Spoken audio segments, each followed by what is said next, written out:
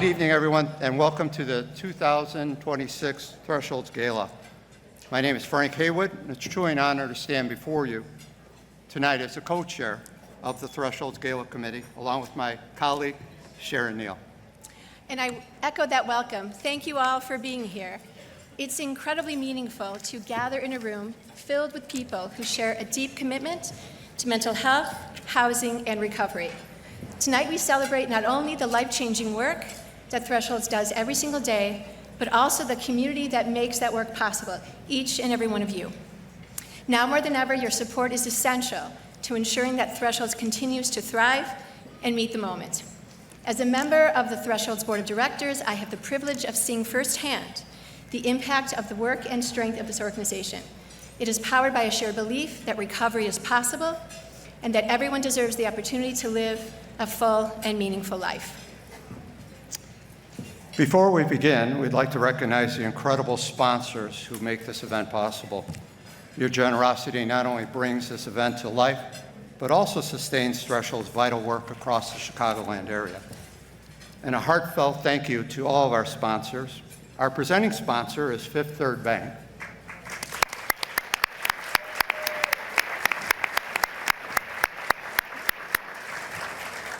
Our elite sponsor is the Claff Family Foundation.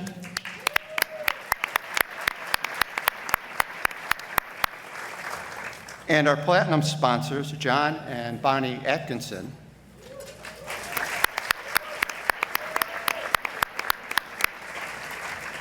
The Rebecca Susan Buffett Foundation.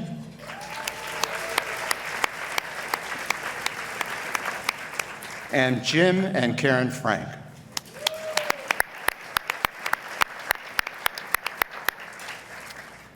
And I'd like to thank all of our other sponsors who are here tonight. You are an essential part of this community. Most of all, you are here with us tonight, and we are so grateful for your partnership over the years. You can find a full list of the sponsors in your program booklet on your tables. I'd also like to take a moment to recognize my fellow members of the Thresholds Board of Directors who give so generously of their time, expertise, and passion.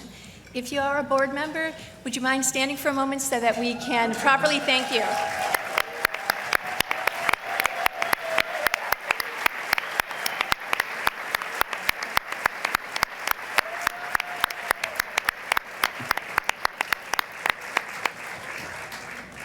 And we'd like to especially recognize our colleagues of the Gala Steering Committee whose dedication and hard work helped make tonight possible. Dr. Judy Ashworth, please stand if you wouldn't mind again. Keith Douglas, Jonna Hedden, Megan Greer, Sue Roberts, and Minal Varma. Thank you so much for your leadership and commitment to making this night possible. And finally, we want to recognize the extraordinary staff of Thresholds. More than 1,400 individuals who show up every day to support our clients and truly meet the moment, no matter the challenge. Their dedication, their compassion, and resilience are what make this work possible. They are, without question, the heart of Thresholds. So thank you all.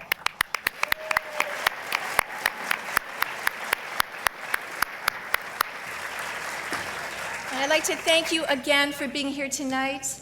It is now our pleasure to introduce a leader whose vision and commitment and leadership, outstanding leadership, continue to guide this organization forward. Please join us in welcoming Threshold's President and CEO, Mark Ishak.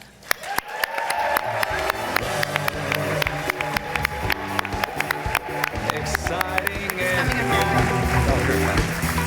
come aboard. We're expecting you and love,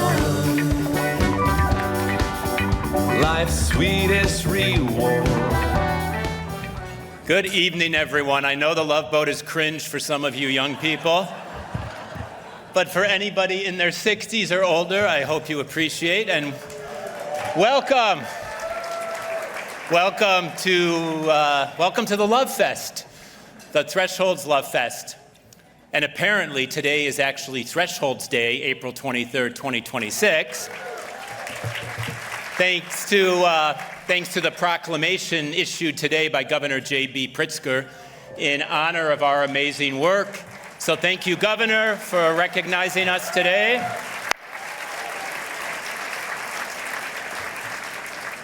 And thank you, Amber Kirchhoff, somewhere out there, for getting that proclamation hand-delivered today. It is so wonderful to be back at the gorgeous Garrity with all of you gorgeous people, to celebrate our many successes, to get even more excited about the very hard work ahead to build our beloved community, to raise a boatload of money, a love boat full of money, for our life-changing and life-saving programs. And as the theme of tonight's gala proclaims, we are here to meet the moment.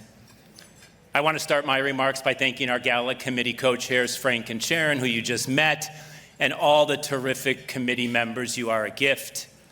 Thanks to all of our sponsors who made tonight possible. You make every day possible, and we love you. Thanks to our friends and elected officials who are here tonight, Congressman Mike Quigley, State Senator Karina Villa, State Representative Lindsay LaPointe, and Kara Holloway from State Senator Lakeisha Collins' office. These folks fight every single day in DC and Springfield for Thresholds and for all of our partner agencies and for our sector, and we are so grateful to you. I'm so grateful to my board of directors, all 54 of you. I love you, and our junior board, our future board members. You guide us with hearts and smarts. And to the greatest staff in the world, many of whom are here tonight. Yes, give it up for the Threshold staff.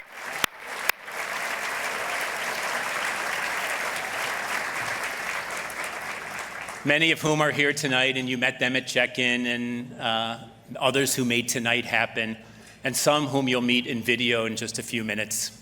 But you folks make home health and hope happen every day, and it is the greatest honor in my life to be able to serve you and to work with you in our very important mission.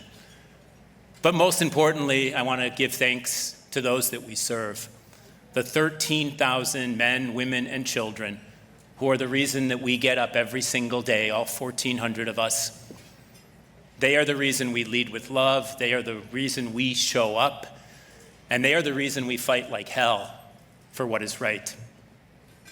Our clients, they inspire us on their discovery and their recovery journeys. And they teach us every single day how to be better clinicians, better caregivers, better leaders, but most importantly, better humans. Last year, for those of you who were here, you might remember I walked up to the stage to the song "I Won't Back Down" by the late, great Tom Petty. And I pledged to you that night that Thresholds would never back down, that I would never back down, ever, ever, ever, ever. That we would stand up to bullies and stand up to injustice. That we would speak up and speak truth to power, because silence equals death. And that we would double down on love.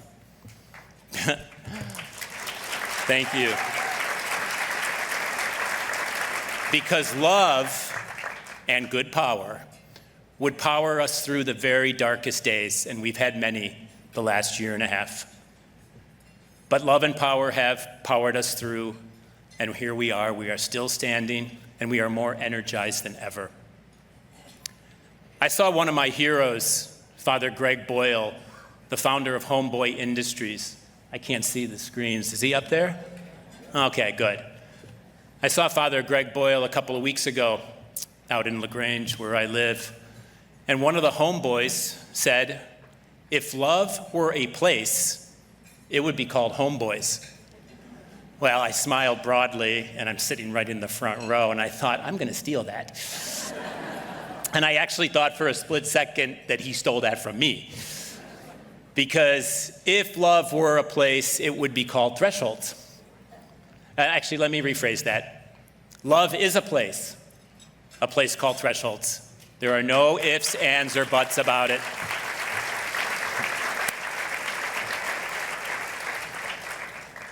Buying last year on this very date, you were here, buying a 100-room SRO in Uptown, and you helping us raise $8 million in 8 weeks. This is love. opening up our new Center for Mental Well-Being in McHenry with a ribbon cutting very soon to which you will all be invited. This is love.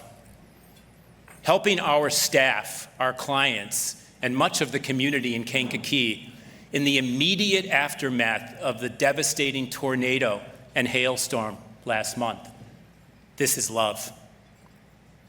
Being open for business 24/7, 365 days a year, as our living room, our residences, our mobile crisis response programs are. This is love.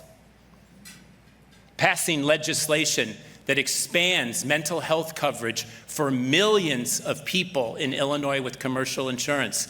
Everyone in this room, thanks to Karina Villa, Lindsay LaPointe, Senate President Don Harmon, Heather O'Donnell, Kate Redding of the People's Lobby, and a cast of thousands. This is love.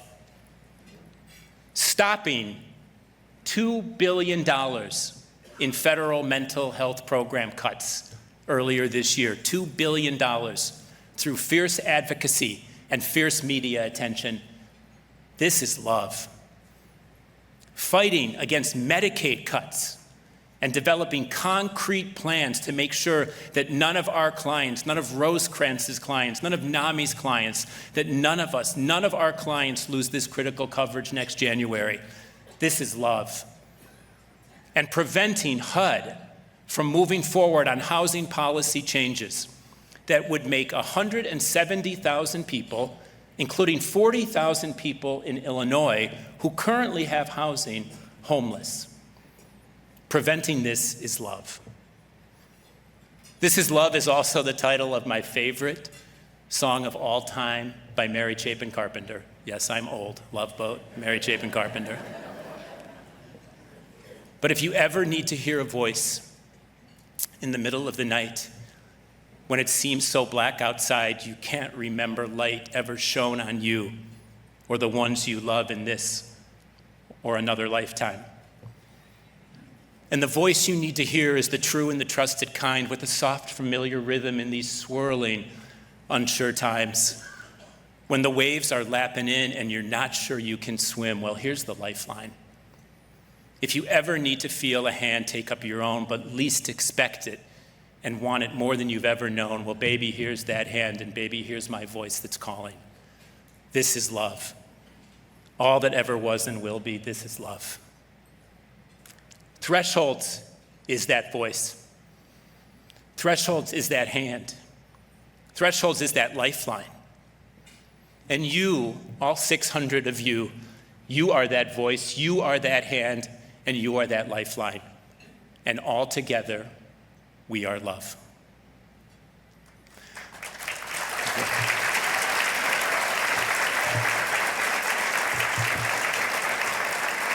And speaking of love, it is now my pleasure and privilege to present this year's honorees who will shower endless love, who do shower endless love and light on Thresholds and indeed the world. And we're going to start this evening with the Grusecki family. And to present the award is Shakita Watson, the team leader of Thresholds Veterans Program. Please welcome Shakita. Hey, beautiful. Good evening, good evening. For nearly the entire 15-year history of Thresholds Veterans Project, the James P. and Brenda S. Grusecki Family Foundation has stood as steadfast and integral partner in our work within the community. The Veterans Project provides life-changing services to returning veterans through therapies, employment, housing, and an understanding staff, many of whom are veterans themselves.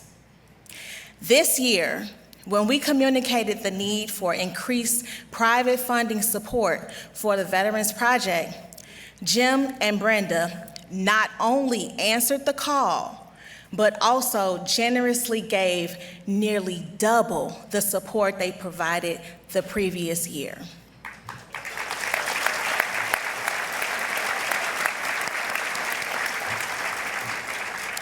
I I have seen firsthand the impact on the veterans we serve, and it is truly spectacular. But the generosity doesn't stop within the program outcomes. The Gruseckis also provided multiple mini grants for staff wellness to support the well-being of our dedicated team. The foundation recognizes the stress and toll that these trying times take on the dedicated people who do the hardest work every day, and they have invited us to use these funds in whatever way would be most meaningful to our team.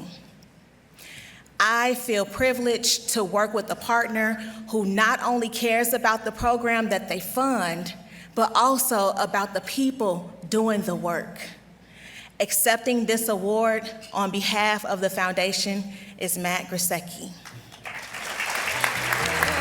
Oh, baby, there ain't no mountain high enough, ain't no valley low enough, ain't no river wide enough to keep me from getting to you, baby. Well, I like the walk-up song that I got too, so thank you. And all we need is love. Good evening. It's wonderful to be here with you. I'm Matthew Grusecki, and on behalf of my parents, Jim and Brenda, and the Grusecki Family Foundation, we're deeply honored with this acknowledgement. I'd like to share just a few thoughts as to why we're here with you tonight. When Jim and Brenda first started giving in this area, the U.S. was winding down an active presence in Iraq and the surge in Afghanistan. They strongly believed that our society owed something to those who had served, and they were blessed to have the means to make a difference. They soon realized that the tremendous and important need for veterans' mental health support and how that need intersects with housing, physical health, employment, and more. Collectively, all these fundamental needs embody the purpose and the mission of the Family Foundation. Thresholds swiftly rose to the top as a place where their support could do the most good. Working with the extraordinary Thresholds team reinforced this decision with what has become a long, meaningful, and trusting relationship. As a result, the foundation has now supported Thresholds for over a decade. It means a great deal to Jim and Brenda and the Grusecki family to be recognized tonight. Nonetheless, and quite candidly, our role here is to support you. You are the individuals who make this program work. You're the ones on a mission each day to provide these vital services. You are the people figuratively taking their work home each night so that you can make tomorrow better for someone else. So you are the heroes. So again, thank you very much, and let's have a wonderful night. Well, thank you, Matt, and thank you, Shakita, and thank you, Shakita, as Matt said, for the work that you do every day and your fabulous team. Next awardee is the fabulous Sasha Ann Simons of WBEZ. Woo!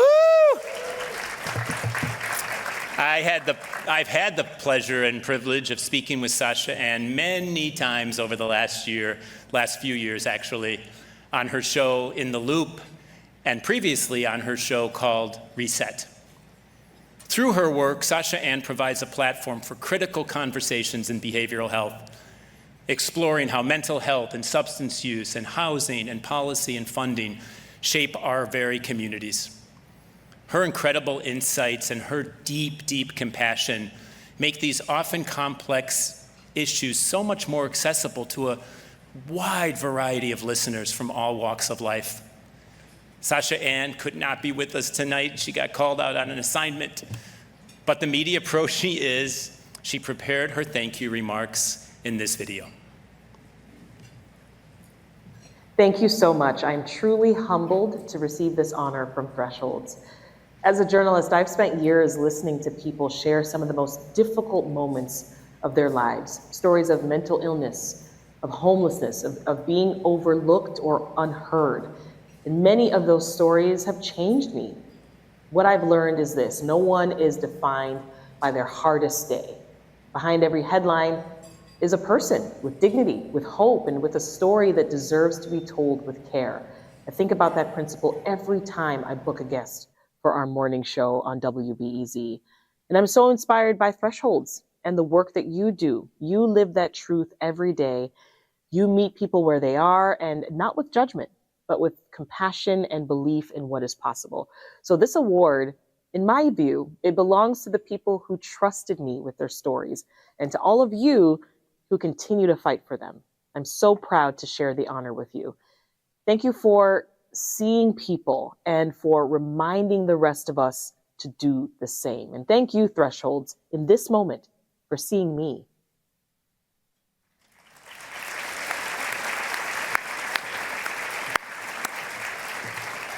As you can imagine, I am so sad that she couldn't be with us tonight, and I hope that you all get a chance to meet her in person sometime soon. And I hope that you listen to her when you can on WBEZ. She's a gem in our great city. And last, but certainly not least, my dear friend, Darius Hillman, Executive Director of CAN TV. Woo!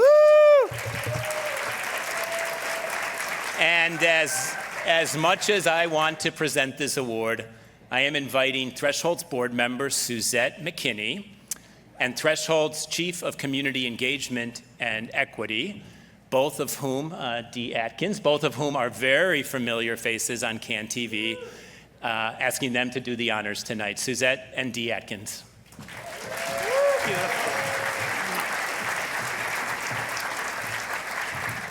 Thank you, Mark, and good evening, everyone. Tonight, we have the honor of recognizing someone who is helping to change how our communities talk about mental health. Darius Hillman, our friend, has been a powerful champion for the kinds of honest, necessary conversations that truly break down stigma across Chicagoland.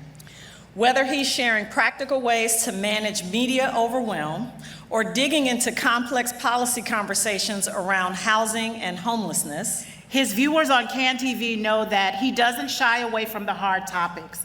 He gets to the heart of the matter and helps all of us better understand what's at stake for our communities. That willingness to engage deeply, thoughtfully, and courageously is something truly extraordinary. And it's why tonight we are so proud to recognize his commitment to keeping mental health at the forefront of conversations in Chicago. Please join us in welcoming to the stage Darius Hillman.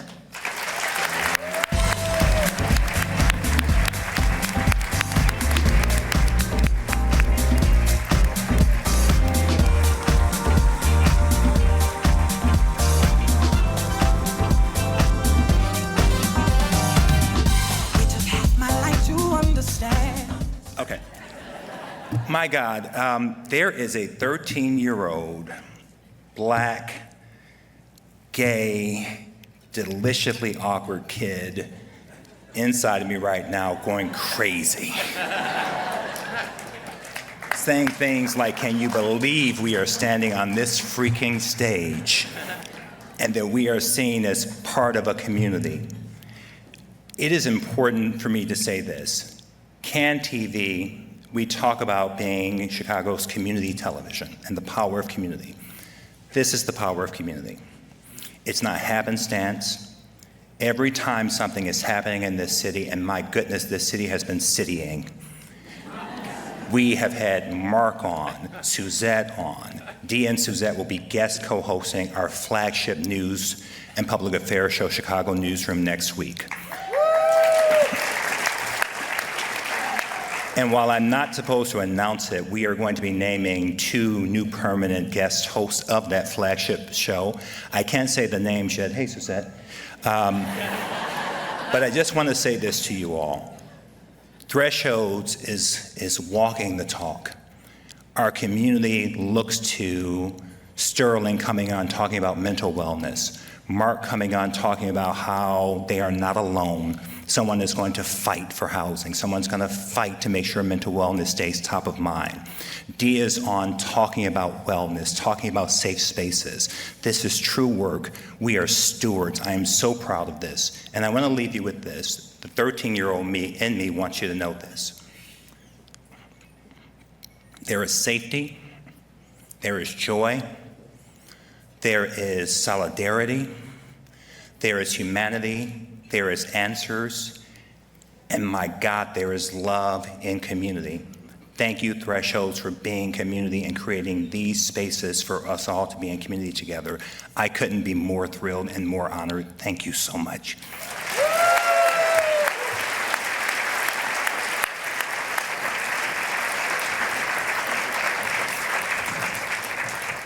Please give it up again, folks, for all three honorees tonight and everything they have done for us. We are so, so, so lucky and so blessed. And now on to tonight's keynote speaker. So this is personal to me. As many of you know, I lost my little brother to undiagnosed mental illness and death by alcohol poisoning 29 years ago. Eric was just 29, and he was in the prime of his life. I always say that if I had known about Thresholds, if my mom and dad, more importantly, had known about Thresholds, Eric would probably be with us tonight like you are, celebrating in person and not just be in my heart. So I thank the gods and the goddesses every day for humans like Dr. Christine Yu Moutier, the Chief Medical Officer of the American Society for Suicide Prevention, who has dedicated her life to helping those in crisis and preventing another death by suicide. Before joining the American Foundation, Dr. Moutier served on the faculty at the University of California, San Diego, at their School of Medicine, as the Dean of Student Affairs and Medical Education, and that's where she first connected with the foundation as a volunteer. Dr. Moutier has testified before Congress, presented at the White House, and she continues to advance a mission of saving lives and bringing hope to those affected by suicide. Please join me in a big Thresholds welcome for Dr. Christine Yu Moutier.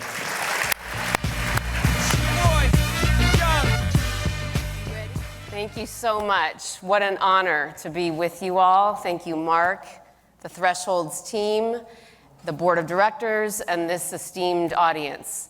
You all are changing lives, and I'm very privileged and honored to be your keynote and to tell you a little bit about myself, my journey to dedicating my life to preventing suicide, and hopefully to connect even further to Threshold's mission that we all can agree is changing lives, and just the connection, the culture of love is so needed and so rare, especially these days.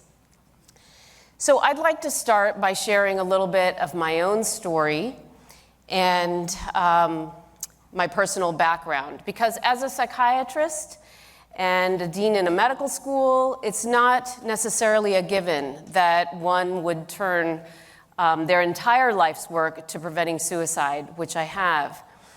And so I have a very personal connection to the cause of preventing suicide and supporting loss survivors. And I'd like to tell you a little bit about that. In addition to some of the notes up here on the screen, I also want to share that in my current day, I'm a wife, I'm a mother of 2 sons. One is non-binary bisexual, and one is trans man, and I am so proud as a mother. And that very much connects to the work in suicide prevention.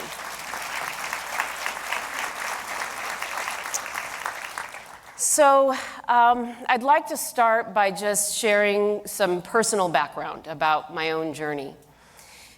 I came to my own lived experience of mental health experiences, a life-threatening mental health condition, and lived experience of suicidal thoughts and struggles while I was a medical student at the University of California, San Diego School of Medicine.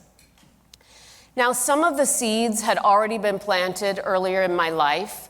I grew up in an Asian-dominant home. I'm half Chinese, half Swedish. And the culture that I grew up in said that it's not enough to do your best.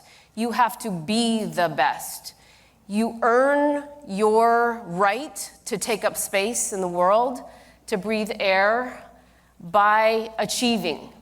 And that culture, and we all grow up with our own sort of implicit messages from our home, from our upbringings, from the world around us.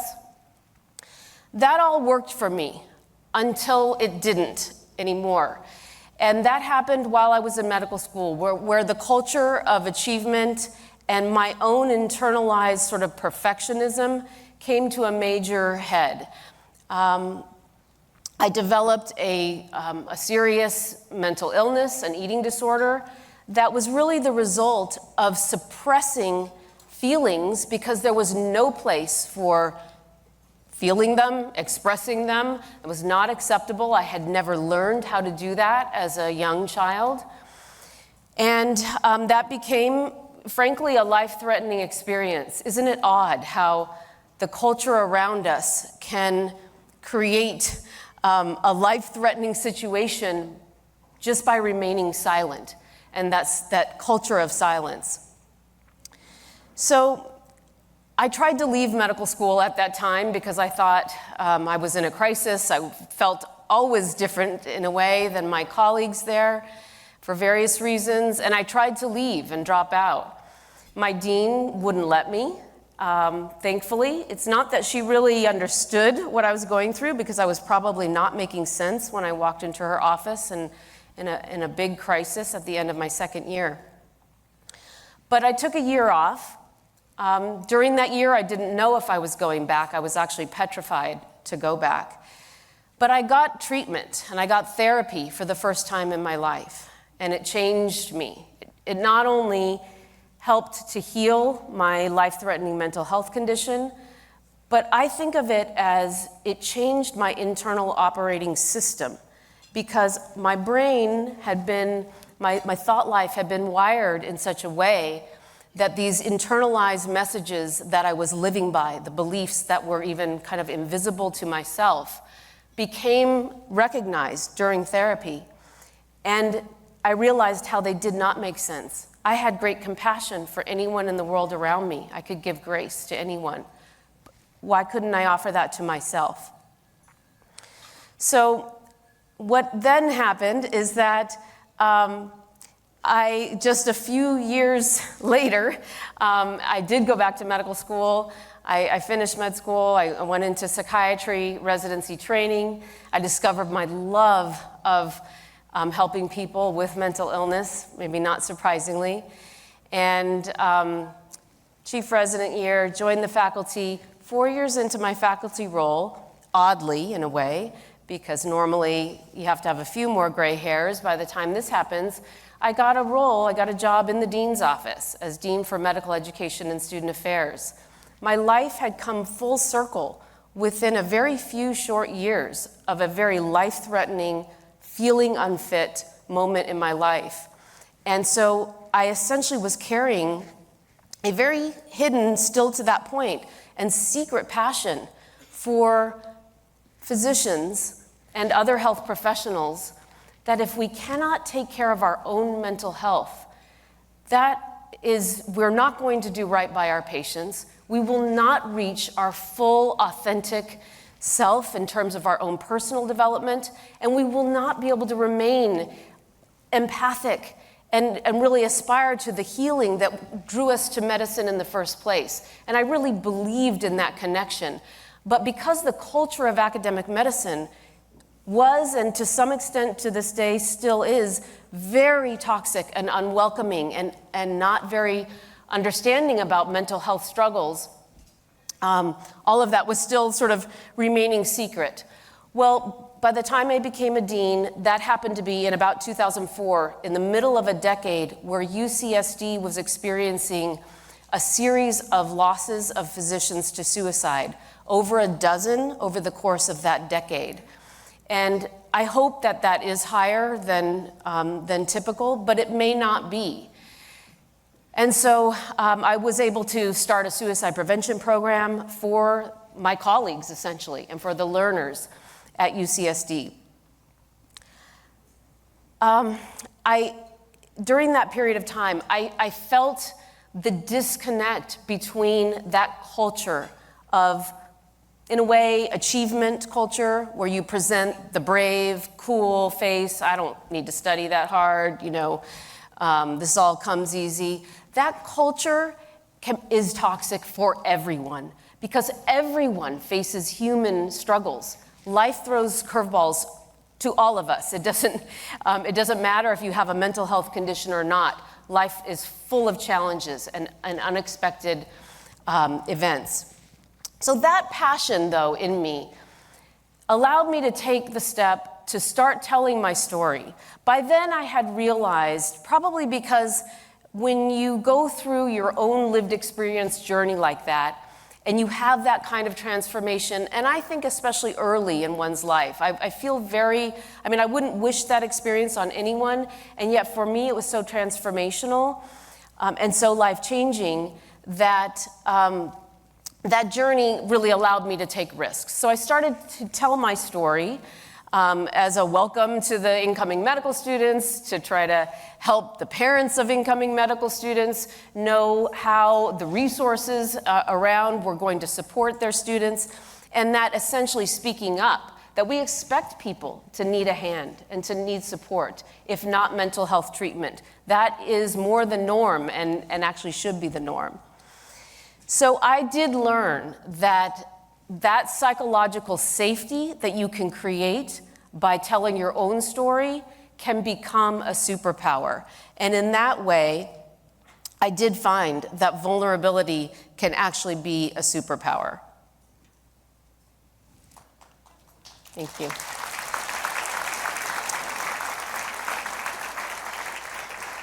So when we share our own experiences, we allow others to feel that it may be safe to share theirs. And I see how Thresholds is doing that in people's lives. And that spread and that scale is life-changing for individuals, but also for a community. So in the remaining few moments that I have, I'd like to just present briefly about how the world now is opening up and changing around the culture of authenticity and vulnerability, and how that relates to suicide prevention and relates to the work of Thresholds. So we all have mental health, whether you have a mental health condition or not. Just like your physical health, your mental health is a part of you. It's part of being human. We manage these many facets of our health. And I learned firsthand that the brain is an organ in your body. Depending on its health and its state of being, it is a wellspring out of which we draw from in terms of not only our resilience, but our thoughts, our perceptions, our ability to empathize and stay on track with the goals in our lives. The brain can get sick, like any other organ in the body, and the environment around us matters a lot. It impacts the health and the functioning of our brains. And I will say, this is my own view, but I think I'm with like-minded people, that our society presents us with a false narrative that says that you must achieve, you must present an image of success no matter what is actually going on inside.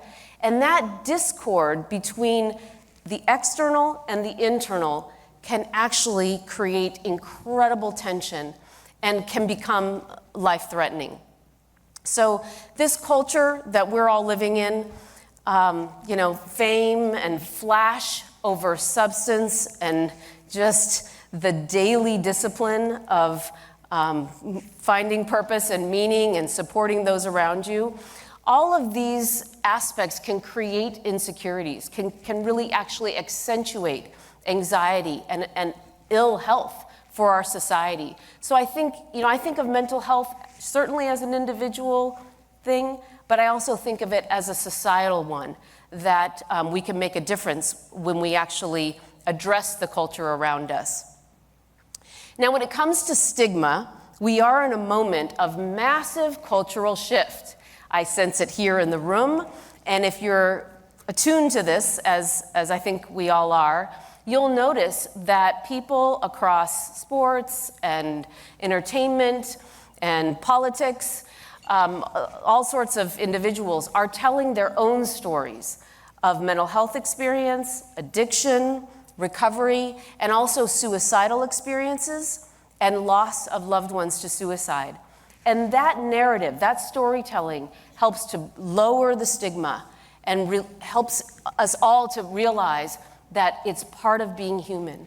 And actually, rather than seeing it as a sign of weakness, it is a sign of strength when we can own it and make decisions around that and support those around us as well. These are very challenging times, as Mark alluded to, when state and federal support for mental health services are seeing massive challenges. And additionally, where experiences of historical generational trauma may sync up with current threats to well-being and to marginalization. We know the barriers are significant and real for many. And that is the reason that reaching in is a big part of overcoming these barriers. There are reasons that individuals in need, despite great efforts, are not able to access the services and the support that they need. The good news is that dedicated clinicians, peer support, peer specialists, scientists, policymakers, and advocates like yourselves have found solutions that change lives. There's a science around evidence-based treatment, care, peer support, and policy solutions. So reaching in is critical to the success of these solutions, and it can support the world of so many in need. To me, what I've witnessed tonight and learned in the days and weeks leading up to this event, Thresholds embodies not only love, but the reaching in. That is what is so incredibly exceptional and special about what Thresholds does. You are meeting the moment by amping up the support for Thresholds because of what they are doing that is so highly effective and successful. Thresholds meets people where they are. People deserve love, support, respect and dignity, housing, treatment, support, and including peer support. All of us deserve that, all humans. Like your members and clients who are telling their stories, I am telling mine, and I encourage you all to do the same. You change the micro world around you when you do that. You signal that it's safe to be authentic and to live vulnerably and be able to make choices with that kind of intelligence. There may be no greater opportunity for healing for ourselves than there is in helping others. So with that, I thank you for your kind attention, and I thank you from the bottom of my heart for your support for Thresholds. Thank you so much.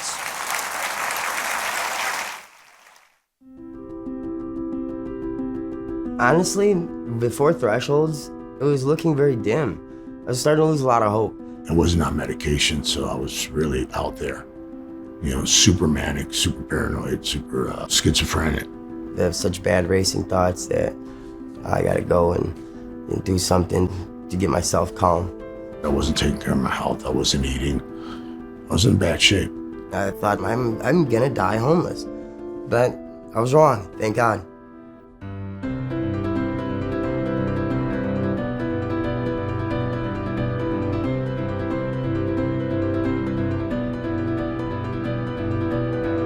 I was admitted to Stroger Hospital for substance abuse and mental health issues, and I met Gregory. There was the linkage team. The assertive community linkage team is meant to work with people who sometimes go to the emergency room for a psychiatric crisis maybe 140 times per year or more. The emergency room can feel sterile and stressful and scary. And so to be a caseworker who can show up and just be there with you in those stressful moments can be really powerful. I couldn't believe the day Gregory walked into that hospital room. I couldn't believe it that day, and ever since then my life has changed for the better. I get to be part of something that's really important and really meaningful, connecting people with the thing inside themselves that makes them want to keep living. The linkage team meets members in the emergency room, but then after that kind of meets wherever they are. You met me at the L station. Yes. I was just obviously sleeping on the train. I hadn't showered, I was dirty and stuff. And she just made me feel like just so comfortable and not judged. She made me feel like I was a human being. Joey worked really hard while he was on linkage. Thank you. And it showed off, that hard work, because now you're in an apartment. Yeah. Thresholds made it the process of getting me housed extremely fast. And every second I spent without housing, I feel like they understood was detrimental to me. Housing is recovery, because without housing, how are you going to address substance use? And without substance use, how are you going to address mental illness? They do a great job of addressing both because they go hand in hand.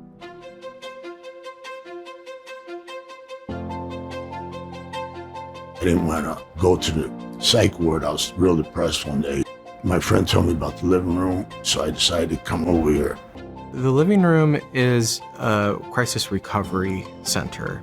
This place is built to be comfortable, to be welcoming, so that they can rest and recover from the things that are making their life really challenging in that moment. I was in a super out of control episode, and they were very graceful and very caring and nurturing. They helped me throughout the whole day. I personally walked in family members who were experiencing just a really bad day and not understanding how to show up for them, but not wanting to leave them by themselves. I was like, I'm taking you to the living room. Before something like the living room was around, the option really was inpatient psychiatric hospitalization. The living room is an alternative to that. They might spend 24 hours here, and they might leave this place with a sense of hope. I still want to keep trying. I still want to be alive. I was super manic when I got here, and they worked with me, and I decided I would become a client of Thresholds because I felt that there was hope for me.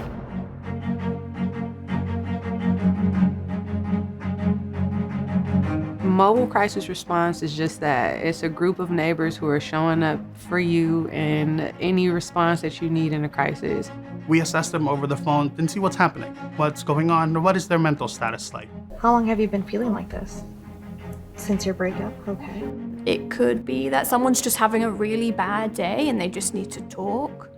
Or it could be that someone maybe needs help keeping themselves safe. I told her we'd be out there in about 15 minutes. Anyone volunteer to come out? Okay.